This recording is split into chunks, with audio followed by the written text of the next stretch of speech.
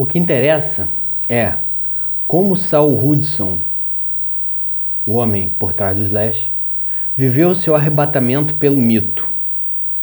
Ele foi engolido pelo personagem? O cantor Alice Cooper, por exemplo, em certa época, era o personagem 24 horas por dia. E isso quase acabou com ele. Hoje, ele diz que o personagem chega no começo do show e se vai com fechadas cortinas.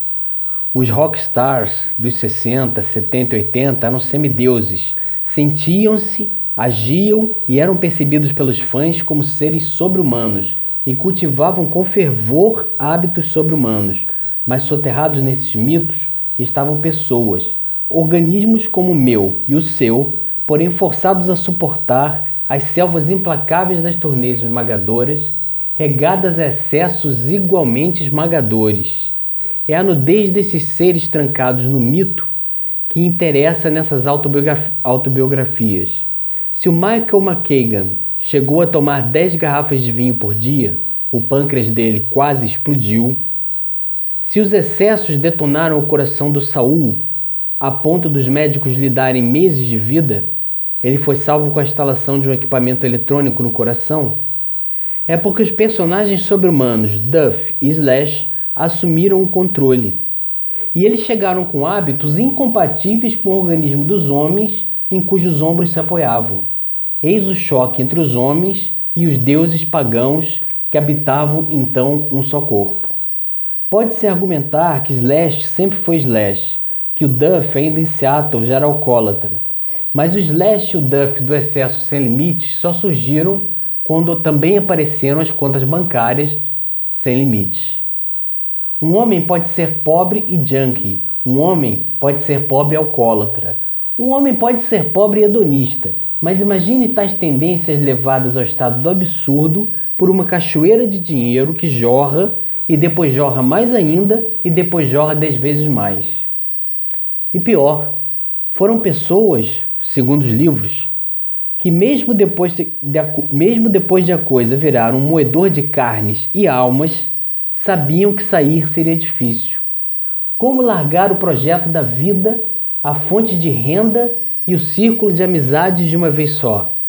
Os livros mostram um labirinto, um ponto em que todos os seres humanos ao redor, no dia a dia das turnês, eram usuários pesados ou fornecedores, ou fãs dispostos a compartilhar drogas para se entrosar, ou groupies ou empregados. As famílias e os amigos de longa data estavam longe. A coisa virou um carrossel meio turvo de cidades, drogadição pesada e alcoolismo.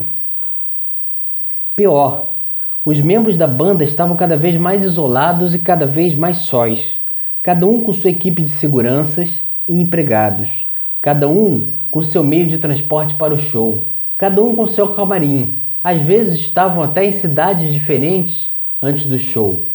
É intenso emocionalmente, lendo esses livros, ver como um grupo de irmãos inseparáveis, com um sonho comum e uma paixão visceral pela música e pela banda, que fora como uma tribo antes de ser business, desabou num grupo de seres brutalmente isolados com uma espécie de empresa gigantesca em comum.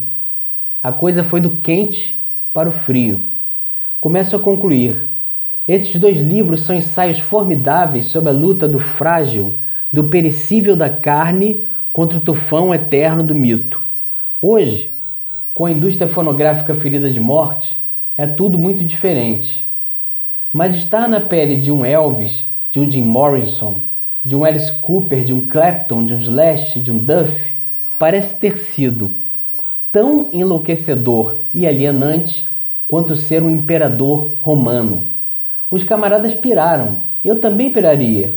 Houve uma época em que qualquer desejo era realizável, que nenhum limite parecia necessário. Eles não consideravam limite nenhum.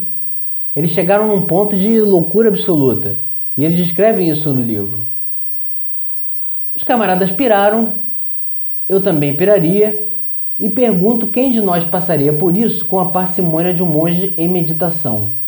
Mas houve um tempo em que esses caras eram irmãos, quando, unidos como uma implacável alcateia, produziram o disco da década no hard rock, Appetite for Destruction.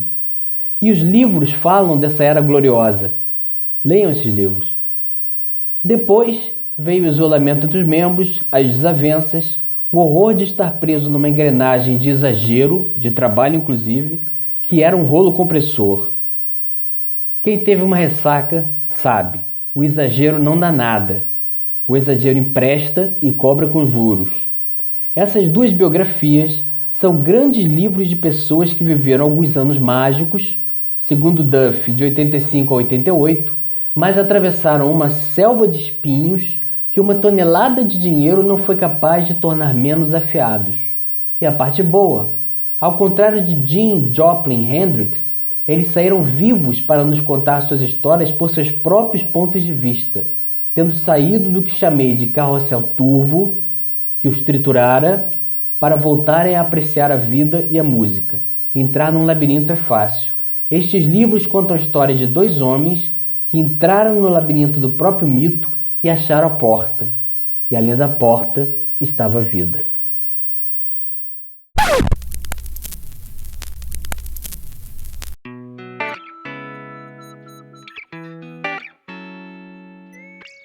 Eu vou falar um pouco de vinil, que é uma coisa que me agrada até hoje.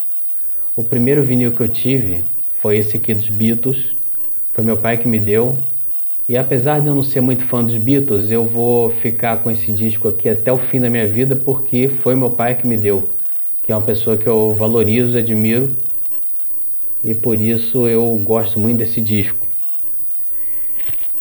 Eu vou mostrar aqui uns discos, uns LPs dos primórdios do metal brasileiro. Aqui o Viper, né? O Soldiers of Sunrise, é um disco bem antigo do metal brasileiro. O Antes do Fim, do Dorsal Atlântica, que é também um disco maravilhoso, que eles depois regravaram, que eu também gosto muito até hoje. Tem aqui esse aqui chamado Ordem e Progresso, do Azul Limão, que é também um grande LP. Você vê, tinha as letras aqui, as fotos dos músicos. Tem essa capa dupla do Dorsal aqui, tá? Eu vou abrir o desenho todo. Tá? É um grande disco também dos primórdios do metal brasileiro. A grande diferença entre aquela época e agora é que a música hoje em dia ela perdeu a sua característica sacra. Tinha uma coisa meio santa na música. Porque hoje você escuta música malhando, você escuta música andando de bicicleta. É fácil conseguir a música. Outro dia eu ouvi falar de uma banda punk, num livro que eu estava lendo, uma banda punk que na verdade nunca foi famosa. Eu fui lá no meu serviço de música na internet e baixei logo os discos todos dela. E em poucos minutos eu tinha toda a discografia da banda. Naquele tempo não era assim. Para você conseguir um disco como esse aqui, do Sepultura, Esquizofrenia, um discaço também, para você conseguir um disco desse, você tinha primeiro que ir numa loja especializada. Na minha época eram só duas. Pelo que eu me lembro, a Point Rock e a Subsom. Isso faz bastante tempo. Depois, você tinha que cuidar do vinil. Quando você tinha um vinil como esse aqui, tá? Com essa magnífica capa aqui do Iron Maiden, quando você tinha um vinil como esse, você tinha que cuidar dele, porque ele era frágil. Então você cuidava dele, você tinha ciúme dele, você não queria emprestar. Depois, escutar a música era uma experiência tátil, você segurava, visual, você ficava olhando essas capas maravilhosas, cheias de detalhe, olfativa, você sentia o cheiro da capa, o cheiro do vinil. Você tinha que ter cuidado na hora de colocar o vinil na vitrola, você tinha que parar tudo para ouvir música, você não ia ouvir música fazendo mais nada. Ouvir música era a atividade em si, tá? Eu vou mostrar mais uns últimos discos aqui, como esse do Ratos. Esse aqui do Iron Maiden é muito especial, Somewhere in Time. Notem só a quantidade de detalhes dessa capa. Eu viajava com essa capa aqui, ouvindo o disco e vendo cada detalhe dessa capa. Isso aqui é uma obra de arte. E por fim, eu vou mostrar aqui os discos também muito importantes. Legião Urbana 2 Foi o primeiro disco com o qual eu entrei em transe. O que aconteceu foi que eu fui escutando Legião Urbana 2 e quando eu vi, eu estava num estado mental que eu só fui conseguir depois fazendo meditação. É um disco muito bom. Por fim, eu vou mostrar os dois últimos. O Appetite for Destruction, tá? Que é o disco sobre o qual nós falamos hoje, que está nos livros sobre os quais nós falamos hoje, que é o disco de hard rock dos anos 80. E por fim, esse aqui, que é o meu disco preferido, que é... Eu vou ter que abrir aqui para mostrar a foto, vou tentar mostrar, se der reflexo, não teve jeito, vou tentar mostrar a foto aqui. Não sei se vai dar para ver. É um disco maravilhoso, para mim é o melhor disco de hard dos anos 70 e eu acho até que é o melhor disco. Para encerrar, eu vou dizer que eu sou um camarada que até hoje valoriza o vinil, gosto de ouvir vinil e por mais que eu consuma música com mais facilidade agora, a minha relação com a música era muito mais romântica antigamente.